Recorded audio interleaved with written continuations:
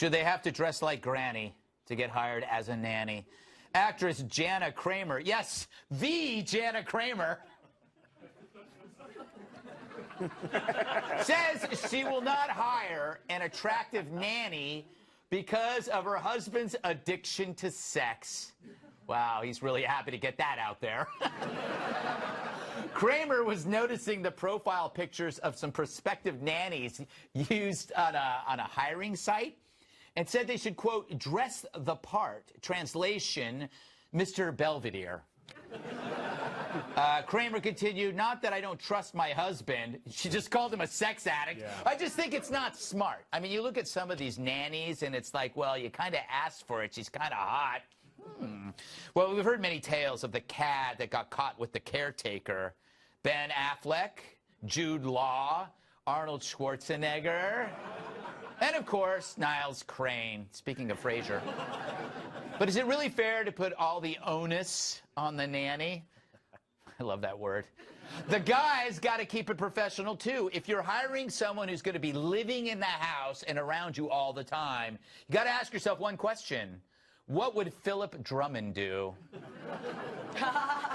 He would never hit on Mrs. Garrett. And neither would I. Oh, geez, who would I go to first on this? Tyrus, is it wrong?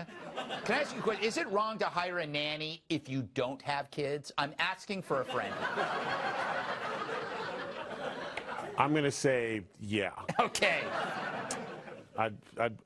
As a friend, I would say, please don't do that, bro. Isn't this kind of unfair to nannies who are good-looking? No, this is unfair to her husband. Oh, okay. He showed up to an event and had to stand there and smile while she basically brought up all their business. What a loving wife. You're worried about the nanny? You should worry about how your ass is getting home. Hollywood seems to be destroyed by nannies. Yeah, well, that's because, like, everyone in Hollywood is a nanny to somebody. Wow. You know, your agent is a nanny, your manager's a nanny. Everyone needs first of all, I think that everybody does need a nanny. Mm-hmm. But I feel like also in Hollywood there's a financial component. Mm. It's not just that you have a nanny in your house. You have a nanny in your huge house with this huge pool, and she's like a natural, like she's a human being. Right. Naturally, like. So I could get some of this. Yeah. Right now I live in a small room. Right. But if I play my cards right, I could live in a big room. So the incitement of the giant pool entices the nanny. It's a free market. It's libertarian. And what? And the stuck-upness, we can't cuss anymore, and the really wretchedness of your gold-digging wife would only inspire you. Oh, you don't think Kramer, did you not see her, what she said about him? Please. It's the attitude that drives us to your point. The little room is quiet and safe. Don't yell at me. No, I'm just saying. I don't know. I didn't do anything. I got no nanny, bro. You're going through something right now. Kat? And that's okay. Thank you, but I've been there. Okay. Kat, do you think this is unfair to nannies? I think this is so offensive and stupid. Okay. I feel like if you are really worried about your husband banging the nanny, get rid of the husband, get a lizard. Get a dog.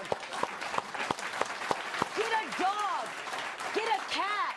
Get pneumonia. Get anything other than that husband. Seriously, cheating is not like falling down the stairs. It's not an accident.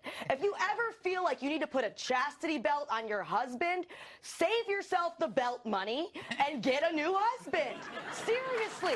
Or get no husband. Get no husband. I want a man, and only a man, who I could trust alone with a literal goddess who happens to be like covered in grease for some reason, and still trust that he will not touch her because his fingers will be too busy texting me back.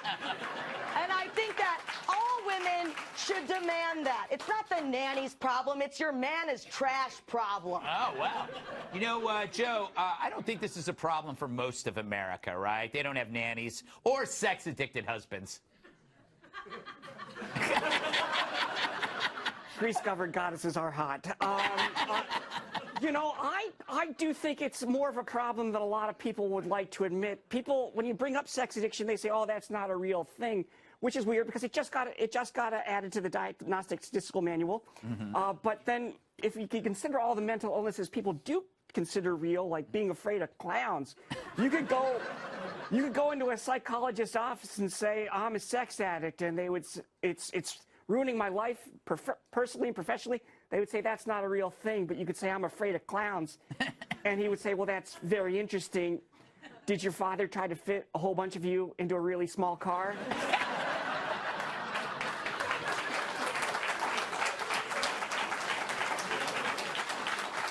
Up next, just how dirty are men's beards. We'll show you after the break.